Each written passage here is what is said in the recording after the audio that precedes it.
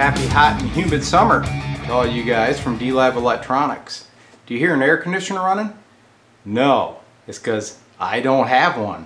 So I'm baking in here. As a matter of fact, my wine, I can't just take it off the rack and dump it. It's too hot. I gotta put the bottle in the freezer. Rough life, huh? Behind me, I have a Fender Vibrolux.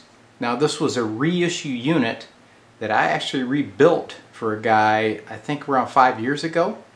Well, he's downsizing and now the amp is back. So I'm going to do a review on the amp, show you what it's all about. We'll put a guitar on it and then it goes on reverb.com for sale.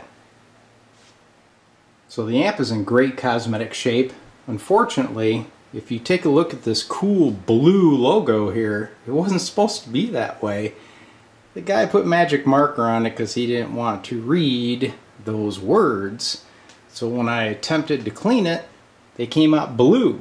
So you know what, if you want a cool trick for your amps, you want blue lettering, there you go. Put some magic marker on it, let it sit for about 5 years and then remove it. Well, here's the back side of the amp. It has the original reissue dual 10-inch speakers installed.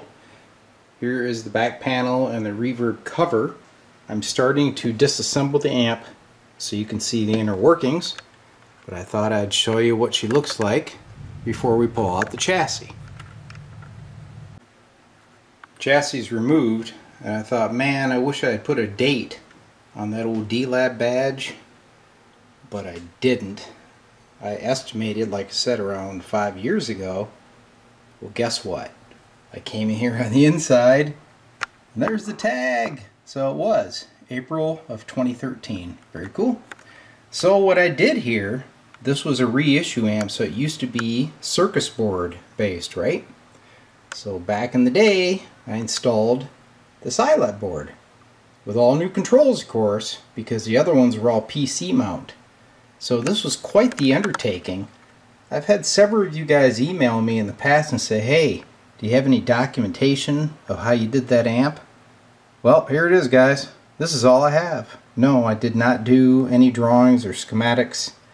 I just installed this eyelet board, and the eyelet board is actually made by Watts Tube Audio. Followed the Fender schematic, and this is what we ended up with. So it still appears to be in great shape. I don't see anything that looks smoked. D-Lab actually did a good job. Let's take a look at the top side. Well, here it is. Top side of the Vibrolux, which was modified by D-Lab. And one thing you'll notice, there's no rectum fire tube, right? I don't know if the original ones had it, they probably did, but this one doesn't because the power transformer can't support it. So there are diodes underneath for the high voltage rectification. Other than that, I believe all these other transformers were also original. I didn't touch those. I don't think I even got into the capacitor box here. Here's the Reverb Transformer and your little preamp tube lineup. She's in great shape, super clean. It's got these nice original Fender type RCA jacks for the reverb. They're actually a great little amp to retrofit, you know, as close to the original as you can. But believe me, there's a lot of time involved in the process. So there's that reissue tag, right?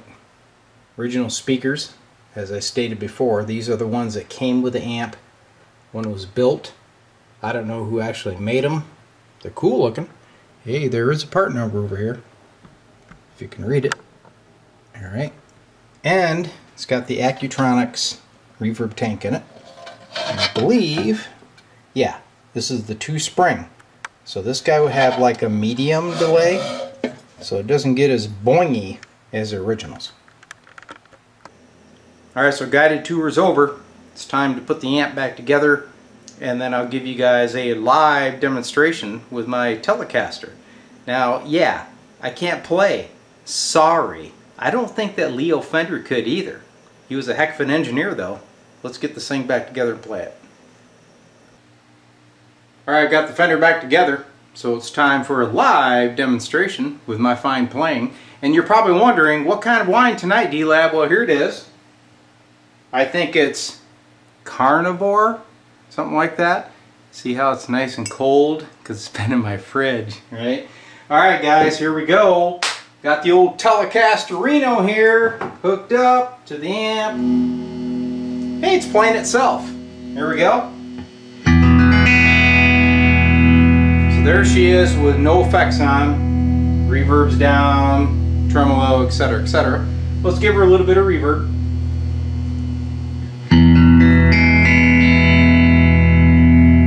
Treble.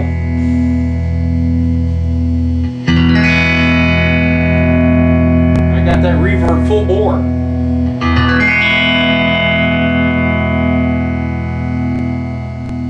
Try that with your typical Fender. Usually it's like 1 or 2, right? And then it turns into a spaceship. That's because I have the medium delay reverb tank, right? Now let's do the old tremolo, shall we? Oh, gotta hit the old foot switch. Oh yeah, she's on. Here we go.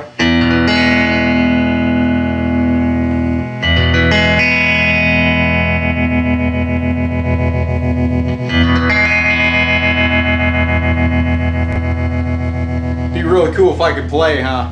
Either way, you get the point. It's working.